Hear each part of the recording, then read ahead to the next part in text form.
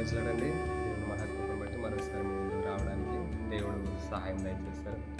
గడిచిన దినాల్లో మనం సామెతల గ్రంథం 30 అధ్యాయం 24 గురించి తెలుసుకున్నాం కదా. భూమి మీద చిన్నవి 4 కలవు, అవి మిక్కిలి జ్ఞానం కలవు. దాంట్లో 3వది మిడతల గురించి మనం తెలుసుకుందాం. మిడతలకు రాజు లేడు, ఆయనను అవి పంక్తులు తీరసాగిపోను అని మాట చూస్తాం. మిడతలకు రాజు ఉన్నాడు, కానీ అవి క్రమశిక్షణకు సూచనగా ఉంటాయి. అన్నీ కూడా ఒక క్రమాన్ని పాటిస్తాయి అన్నమాట. అవి ఒక్కటిగా ఉన్నప్పుడు చాలా ప్రశాంతంగా ఉన్నప్పటికీ వాటికి ఏదైనా ఆపద సంభవించినప్పుడు అన్నీ కలిసి దాడి చేయడానికి ప్రయత్నం చేస్తాయి. అదే సన్నివేశాన్ని మనం నిర్గమకాండం 10వ అధ్యాయంలో చూస్తూ ఉంటాం. 10 తెగుళ్లలో ఇది ఒక తెగులుగా చెప్పబడింది. మిడతలు ఐగుప్తు ప్రాంతం మీద దాడి చేసినప్పుడు ఆ ప్రాంతంలో ఉన్న పచ్చనిది ఏది లేకుండా తినివేసును అనే మాట చూస్తూ ఉంటాం.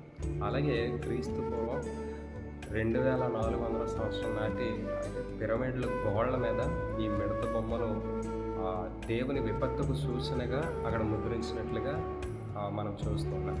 అలాగే వీటికి దేవుని సైన్యం అని కూడా పేరు. యోవేలు గ్రంథం 2వ అధ్యాయం 25వ వచనంలో ఈ మాట రాయబడింది. కనుక నాయకుడు లేనప్పటికీ, చిన్న జీవులైనప్పటికీ మిక్కిలి జ్ఞానంగా వ్యవహరిస్తూ ఒక క్రమాన్ని అనుసరిస్తూ క్రమశిక్షణ పాటిస్తాయి. కనుక క్రైస్తవ జీవితంలో మనం కూడా ఏం చేయాలంటే, క్రీస్తును ఎరిగినటువంటి వారుగా మనం కూడా ఎక్కడున్న, సంఘంలో ఉన్న, లోకంలో ఉన్న, ఆరాధనలో ఉన్న, ఎక్కడ ఉన్నా సరే మనం ఒక క్రమాన్ని అంటూ పాటించాలి. క్రీస్తుని ఎరిగిన వారుగా ఆ జీవితం ఎంతో అవసరం ఒక క్రైస్తవుడిగా మనకి. కాబట్టి అలాంటి జీవితాన్ని మనం కూడా కొనసాగిస్తూ ఆత్మీయులను సంపాదించుకోవాలని తెలియజేస్తూ కొద్ది మాటలు ప్రభు తన వెనుకల్లో దీవించిన గాక. ఆమేన్.